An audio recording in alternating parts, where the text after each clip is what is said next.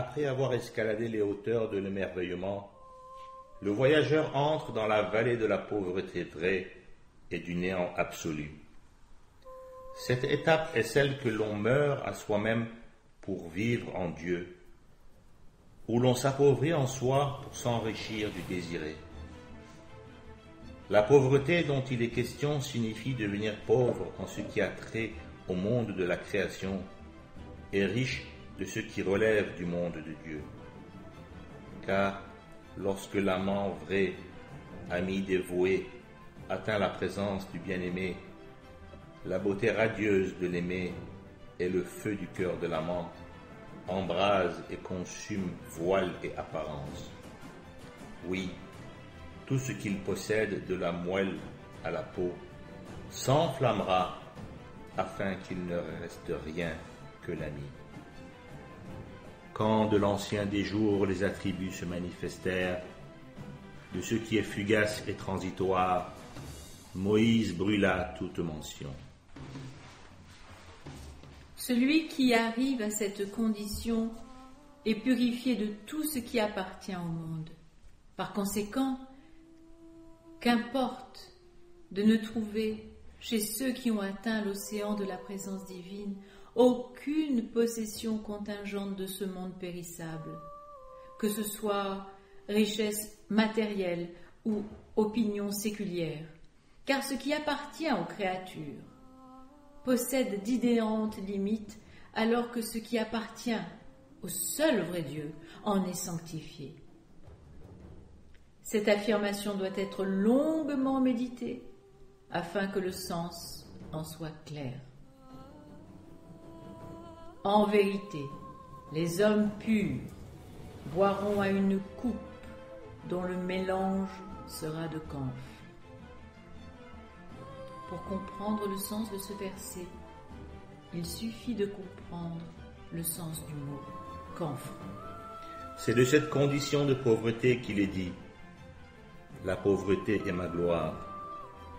La pauvreté, intérieure ou extérieure, peut avoir de nombreux degrés et de nombreux sens que je ne juge pas à propos de mentionner ici, me réservant pour une autre occasion qui dépendra du désir de Dieu et de ce que le destin décidera. Dans cette condition, la pluralité de toutes choses disparaît aux yeux du voyageur, et à l'horizon de l'éternité, émergeant des ténèbres, s'élève la face divine. Ainsi s'éclaire le sens de « Tout sur terre passera, sauf la face de ton Seigneur. » Ô mon ami, de tout ton cœur et de toute ton âme, écoute les chants de l'esprit. Chéris-les à l'égal de la prunelle de tes yeux, car les sagesses divines, comme les pluies printanières, n'arroseront pas toujours la terre du cœur des hommes. La bonté du miséricordieux ne cesse et ne tarit jamais, mais à chaque ère, selon une mesure fixée, une part est assignée, un don est réservé. La source de toutes choses est dans nos mains, nous les dispenserons avec une sage économie. Certes, les nuées miséricordieuses du bien-aimé n'arrosent que les jardins de l'esprit, et ce n'est qu'au printemps qu'elles dispensent leurs bienfaits. Les autres saisons ne bénéficient pas de cette grâce céleste, et les terres stériles ne reçoivent pas leur part de cette généreuse faveur. Ô mon frère, les mers ne contiennent pas toutes des perles, les branches ne fleurissent pas toutes, et toutes ne portent pas un rossignol qui chante. Avant que le rossignol du paradis mystique ne regagne le jardin céleste, avant que les rayons du matin, du sens intrinsèque, ne retournent au soleil de vérité, efforce-toi de capter les effluves de l'éternelle roseraie dans le tas de poussière qu'est ce monde morcel, pour vivre à l'ombre des habitants de cette cité impérissable. Et lorsque tu auras atteint ce haut degré et cette condition très élevée, tu contempleras l'aimé et oublieras tout le reste. L'ami, dévoilé, répand la splendeur de sa lumière à travers portes et murs, ô toi, le visionnaire. Ainsi auras-tu abandonné la goutte de vie pour approcher l'océan du bien-aimé. C'est le but recherché. Dieu veuille que tu l'atteignes. Dans cette cité, les voiles de lumière eux-mêmes sont déchirés et disparaissent. Par sa beauté, il n'est d'autre voile que la lumière, et sa face n'est couverte que de sa révélation. Il est étrange que le bien-aimé soit aussi visible que le soleil, et que l'insouciant soit toujours à la recherche de clinquants et de pacotilles. En vérité, c'est l'intensité même de sa révélation qui le voile, la plénitude de son éclat qui le cache. Tout comme le soleil de midi, lui, le véritable, resplendit. Hélas, il est arrivé sur la cité des aveugles. Dans cette vallée, le voyageur laisse derrière lui les étapes de l'unité de l'existence et de l'unité de l'apparence, pour parvenir à une unité qui se situe au-delà de ces deux états. Ni la parole, ni l'argument, mais l'extase seule peut faire comprendre ce sujet. À cette étape, celui qui y demeure et respire l'air de ce jardin sait ce dont nous parlons. Que dans ses pérégrinations, le voyageur ne s'écarte pas, fût-ce d'un cheveu, de la loi, qui est le secret même de la voix, le fruit de l'arbre de la vérité. Au cours de toutes ces étapes, s'il veut pouvoir se nourrir à la coupe de la loi et connaître les mystères de la vérité, il doit s'agripper aux vêtements de l'obéissance à tout ce qui a été ordonné et tenir fermement la corde de l'abstention de ce qui est défendu.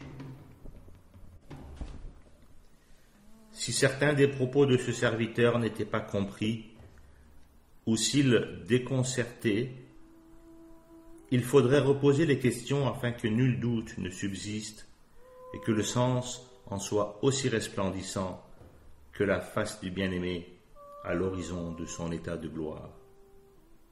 Ces voyages n'ont pas de fin visible dans le monde temporel, mais le voyageur détaché, si seulement il recevait la confirmation invisible et l'aide du gardien de la cause, pourrait parcourir les 7 étapes en 7 pas, ou plutôt en 7 souffles, voire en un seul, si tel était le désir et la volonté de Dieu. Dieu répand sa grâce sur tel de ses serviteurs, ainsi qu'il lui plaît. Ceux qui prennent leur essor du ciel de l'unité divine et atteignent les profondeurs de l'océan du détachement considèrent cette cité, c'est-à-dire la condition de la vie en Dieu, comme l'extrême limite pour les mystiques et l'ultime patrie pour les amants fidèles.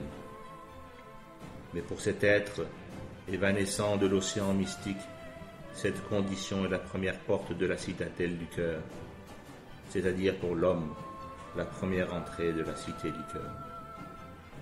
Et le cœur est doté de 4 degrés qui seraient exposés ici s'il se présentait une âme réceptive. Lorsqu'elle voulut dépeindre cet état, la plume se brisa et la page se déchira. Ô mon ami, tant de chiens pourchassent cette gazelle du désert de l'unicité. Tant d'aigles poursuivent ce rossignol du jardin de l'éternité. Les corbeaux de la haine guettent, embusqués, cet oiseau du paradis de Dieu, et le chasseur de la jalousie traque cette biche des prairies de l'amour. Ô cheikh, fais de ton effort un verre qui protège des vents contraires cette flamme dont pourtant le seul désir est de brûler dans la lampe du Seigneur et de briller dans la niche de l'Esprit. Car la tête qui se lève pour l'amour de Dieu sera sûrement tranchée par l'épée. La vie allumée au feu du désir à coup sûr étouffé, et le cœur qui s'attache au souvenir de l'aimer, certainement brisé. Comme il est si bien dit, vis libre de l'amour, car sa paix, à chaque souffle n'est que douleur et chagrin. Il n'est au début que souffrance et peine, et que perte et mort à la fin. Paix à celui qui suit la voie droite. Nous avons réfléchi à tes idées nouvelles sur le symbolisme contenu dans le mot passereau.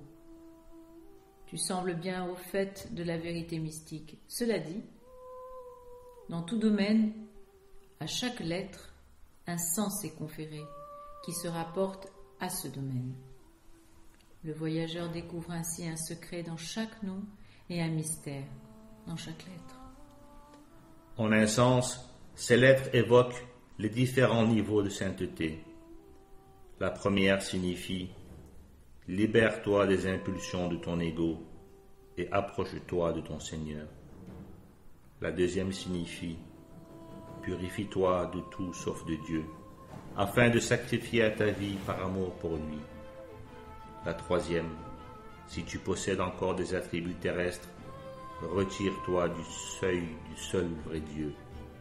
La quatrième signifie « Remercie ton Seigneur sur terre, pour qu'il te bénisse dans son ciel. Toutefois, dans le monde de son unité, son ciel est le même que sa terre. » Et la cinquième, « Retire de tes yeux le voile des limitations, afin d'apprendre ce que tu ignorais des degrés de la sainteté. » Si tu écoutais les mélodies de cet oiseau mortel, tu chercherais l'éternel et impérissable calice, et tu renoncerais à chaque coupé éphémère et périssable. Paix à celui qui suit la voie.